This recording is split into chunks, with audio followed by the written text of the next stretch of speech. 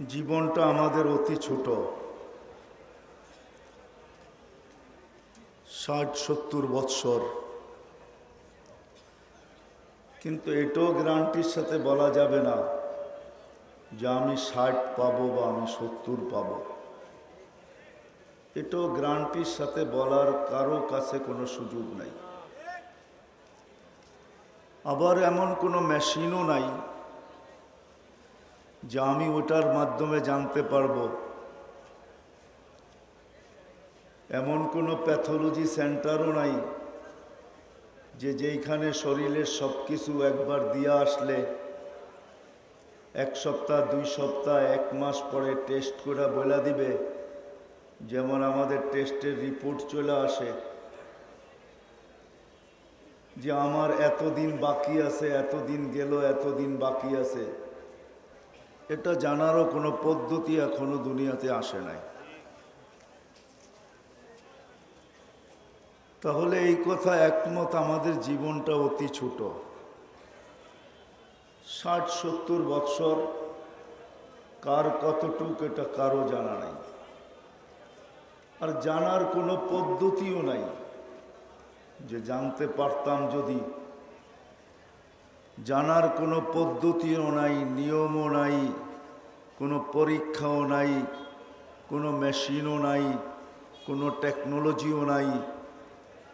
এমন যে গরিবরা জানতে পারে না টাকার অভাবে, ধনীরা আগের থেকে যায় না নেয়, এমনও তো না। কি বলেন? এমন সিস্টেম আছে নাকি যে দুনিয়ার রাজা বাদশারা জানতে পারে, কিন্তু গরিবরা তো অর্থের অভাবে জানতে পারে না? না, সারা দুনিয়ার জন্য এক রীতি, এক নীতি। বয়সটা 60-70 বৎসর, কে কতটুক পাবো জানার কোনো পদ্ধতি নেই। আচ্ছা, বয়সটা না জানলাম, কমসে কম মৃত্যুটা কখন হবে এটাও যদি জানতাম, যে সকালে হবে না দুপুরে হবে না বিকালে হবে না সন্ধ্যায় হবে, এমনও তো জানার কোনো পদ্ধতি নেই, ঠিক না? কি বলেন? তাইলে অ্যাক্সিডেন্ট করে যারা মারা যায়, ওই সমস্ত যুবক দেখা গেল ঘোড়ার পিঠে বাহির হলো। আমার কথা বোঝেন? ঘোড়া চেনেন? ঘোড়া কি বাইক, ঠিক না? আগের ঘোড়ায় ঘাস খাইতো, এখনকার ঘোড়ায় তেল খায়, ঠিক না? ঘোড়ার পিঠে বাহির হলো সাইজা গাইজা, আর বিসিকের এইখান দিয়ে ওভারটেক করতে শুরু করলো যে আমার আগে যায় তো যায় কে, ঠিক না? আমার মতো চালক আছে তো আছে কে, ঠিক না? কিন্তু দেখা গেল ওভারটেক করতে করতে দুনিয়া ওভারটেক, কিছুক্ষণ পরে বিলকুল আখেরাত। ঘটে না? ঘটে না? তাইলে তো এটা কোনোদিন হইতো না মনে হয়, ঠিক না? সে সকাল থেকেই জানতো। আবার মৃত্যুটাও এরকম, কোনোদিন আমাদেরকে চিঠি দিয়েও আসে না, ঠিক না? একটা চিঠি দিয়ে আসতো, কমসে কম একটা মিস কল দিয়ে আসতো, তাও তো আসে না, ঠিক না? এরকম কোনো পদ্ধতিও মনে হয় নাই যে চিঠি তার কাছ থেকে নেওয়া যায়। তাহলে কথার জায়গায় আমি চলে আসছি, জীবনটা কিন্তু আমাদের ছোট। কোন দিন শেষ হবে এটা জানার কোনো পদ্ধতি নাই। মালাকুল মউত আমার দুয়ারে কখন আসবে এটাও জানি না। কখন আমার এই জীবনের প্রদীপটা নিভবে এটা কেউ জানে না। হায় হায়, কত বাড়িতেই তো ফুর্তি করতে করতে এরকম অঘটন ঘটল যে হাসি সব কান্নায় রূপান্তরিত হয়ে গেল। বাবাও যায় না যে একটু আগে এই বাড়িতে বা এই অনুষ্ঠানে বা এই জায়গায় কিছু লোক অট্টহাসিও দিতেছিল। হয় না? হয় না? অবশ্যই হয়। তাহলে আমাদের জীবনটা কিন্তু ছোট, জানার কোনো উপায় নাই। যে কতটুকু পাবো এটাও জানি না, আবার এটার প্রদীপ নিভবে কবে এটাও জানি না। এখন আসেন আসল কথায়। এই জীবনটা ইচ্ছা করলে আমি আমার ইচ্ছা মতো কাটাইতে পারি, আল্লাহ আপনাকে আমাকে স্বাধীনতা দিয়েছেন, আমার ইচ্ছা মতো কাটাইতে পারি। যেমন স্কুলে খেলার একটা পর্ব থাকে যে যেমন খুশি তেমন সাজো, জানেন, যেমন খুশি তেমন, ঠিক এরকমই এই ছোট্ট জীবনটাকে আমি আমার ইচ্ছা মতো কাটাইতে পারি। আল্লাহ আমাদেরকে স্বাধীনতা দিয়েছেন, এইখানে কারো বলার কিচ্ছু নাই, আল্লাহ কিচ্ছু বলবে না। হ্যাঁ, আল্লাহ বলবে না বটে, কিন্তু আল্লাহু নাযিরুন কাইফা তা'মালুন, আল্লাহ দেখবে আমি করি তো করি কি। ইচ্ছা মতো কাটাইতে পারি, আল্লাহ আমাদেরকে বাধ্য করবেন না। ইচ্ছা করলে আল্লাহ বাধ্য করতে পারেন, ওটার হাজারো যুক্তি আমাদের সামনে আল্লাহ রেখা দিছেন, নিদর্শন আছে। আল্লাহ বলে বিশাল আকাশকে যদি খুঁটি ছাড়া বাধ্য করতে পারি, ও বেসিকের মানুষ তোমাদেরকেও বাধ্য করতে পারি। বিশাল আকাশকে আমি খুঁটি ছাড়া বাধ্য করছি, তোমাকে বাধ্য করা কোনো ব্যাপার না। বিশাল সূর্যকে আমি বাধ্য করছি, তোমাকেও বাধ্য করা কোনো ব্যাপার না। বিশাল বিশাল সমুদ্রকে আমি বাধ্য করছি, এই জন্য আল্লাহ হাদিস দিয়া বুঝান, উনদুর ইলাস সামাই ওয়া ইরতিফাইহা, আকাশটা দেখ, উচ্চতা দেখ, তারাউনাহু বিগাইরি আমাত, তুমি কোথাও খুঁটি পাবে না।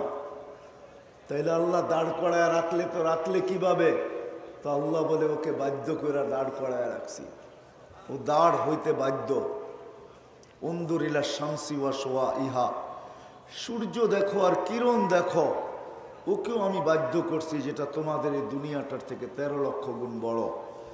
উনদুর ইলাল বিহারি ওয়া আমওয়াজিহা, সমুদ্র দেখো আর তরঙ্গমালা দেখো।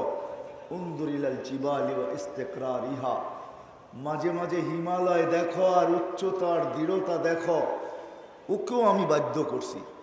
উনদুর ইলাল আরদি ওয়া ইত্তিসাইহা, জমিনটা দেখো আর প্রশস্ততা দেখো, এটাকেও পানির উপরে বাসমান করে আমি বাধ্য করছি। বিদায় ইচ্ছা করলে আল্লাহ আমাদেরকেও বাধ্য করতে পারেন, কিন্তু আল্লাহ বলে না, আমি তোমাদেরকে বাধ্য করব না, তোমাদেরকে আমি ইচ্ছা স্বাধীনতা দিছি। দেখার বিষয় হবে কে কি করো, কিন্তু এই ইচ্ছাটা কতদিন চলবে এটাও কিন্তু আল্লাহ আমাদেরকে জানায়া দিছেন। ইজা আজালিম মুসাম্মা, একটা নির্দিষ্ট সময় পর্যন্ত চলবে, এরপরে আর চলবে না। ইলা আজালিম মুসাম্মা, একটা নির্দিষ্ট সময় পর্যন্ত চলবে, আর বেশি চলবে না। ইলা ওয়াক্তিম মালুম, একটা নির্দিষ্ট রেখা পর্যন্ত চলবে। ওই রেখা আসলে কি হবে? তো আল্লাহ বলে আসতে দেরি, ওয়াখাযনাহু বাগতাতান, তোমাকে মুরগির বাচ্চার মতো ছো দিয়ে আমরা উঠাইতে দেরি করব না। আমি যদি বলি যে আমি যদি প্রযুক্তি ব্যবহার করি তো কি করবেন? প্রযুক্তি বোঝেন? Bullet proof jacket, bullet proof কাঁচ, চতুর্দিকে সিসি ক্যামেরা, চতুর্দিকে পাহারার পাহারা, নিচ্ছিদ্র বেষ্টনী, তাইলে কি করবেন? তা আল্লাহ বলে ওয়ালাউ ফি বুরুজিম মুশাইয়্যিদা, তুমি দুনিয়ার যে কোনো প্রযুক্তি ব্যবহার করতে পারো, আমি তোমাকে উঠাবোই উঠাবো। কেননা মালাকুল মউতের জন্য কোনো বাধা নাই। হ্যাঁ, যদি বাধা থাকতো তাহলে প্লেনে কোনো মানুষ মারা যেত না। এই পর্যন্ত হাজারো মানুষ প্লেনে মারা গেছেন। কেননা প্লেনে বাহির থেকে সুই দিয়ে ছিদ্র করা যায় না, ছিদ্র করলে প্লেন ক্রাশ হয়ে যায়, টুকরা টুকরা হয়ে যায়। মালাকুল মউত একা আসেন না, ওনার সাথে টিম থাকে, টিম। উনি বিগ টিম নিয়ে আসেন, প্লেনে ঢোকেন, অপারেশন করেন, সাকসেস হন, আর নিয়ে চলে যান। আর ওই প্লেন সমগ্র বাকি যাত্রীদেরকে নিয়ে জমিনে নাইমা আসে, কোনো অসুবিধা হয় না। বলবেন এটা তো শোনা কথা, প্রমাণ? প্রমাণ আমি নিজে, আমার প্লেনেই পাইলট মারা গেছে 2005-এ। আমার প্রশ্ন এটাই ছিল, পাইলট মারা গেছে এটা আমার প্রশ্ন ছিল না। আমার প্রশ্ন ছিল মালাকুল মউত আসলো আর নিয়ে গেল, খবর পাইলাম তো তাও 7 ঘন্টা 20 মিনিট পরে। কেন যখন নামতে ছিলাম তখন আওয়াজ বাইসা আসছে, দীর্ঘ পথ পাড়ি দিয়ে আমরা গন্তব্যে চলে আসছি, আমাদের পাইলট আমাদের সাথে নাই। ঠিক তদ্রূপ আমাদেরও চলে যেতে হবে। জীবনটা কিন্তু আবারও বলতেছি ছোট, ইচ্ছা স্বাধীনতা দিছেন, কিন্তু বেশি দিন না, তারপরে কিন্তু চলে যেতে হবে। যিনি আমাদেরকে নিয়ে আসছেন ওনার কাছেই যেতে হবে। যিনি আমাদেরকে নিয়ে আসছেন ওনার কাছেই যেতে হবে, কেননা ওনাকে ফাঁকি দেওয়া সম্ভব না। কে আমাদেরকে নিয়ে আসছেন? হ্যাঁ, কে নিয়ে আসছেন? যদিও মানব স্বভাব, মানুষের অভ্যাস হইল সবকিছু পাওয়ার পরে হারায়া যায়। কি হয়? কি হারায়া যায়? আচ্ছা বলেন, বিসিকে আমরা যে কর্ম করি, কার পুঁজি দিয়ে কর্ম করি? বলেন। হ্যাঁ, পুঁজি বোঝেন? পুঁজি, হ্যাঁ পুঁজি বোঝেন? সবচেয়ে বড় পুঁজি হলো আমার এই দেহটা, ঠিক না? হ্যাঁ, দুটা হাত যদি না থাকে তাহলে বিসিকে কি কাউকে চাকরি দিবে? হ্যাঁ, দুটা পাও না থাকলে হয়তো দিতে পারে, ঠিক না? না না, দিতে পারে, কেন এমন কাম দিবে যেটা হাত দিয়ে করবে, ঠিক না? কিন্তু দুটা হাত যদি না থাকলো দিবে না। বড় শিক্ষিত মানুষ তো মুখ দিয়ে লেখেও শিক্ষিত হয়, ঠিক না? মাঝে মাঝে নেটে পেপারে পাওয়া যায়, মুখ দিয়ে লেখা কি হয়েছে, শিক্ষিত হয়েছে, তাকে চাকরি দিবে না কেন? এইখানেও মুখ দিয়ে লিখবে, ঠিক না? কলম মুখে নিয়ে লিখবে, অসুবিধা কি? দিবে না কেউ? সত্য বলতেছেন আপনারা না আমি ভুল বলতেছি? হ্যাঁ,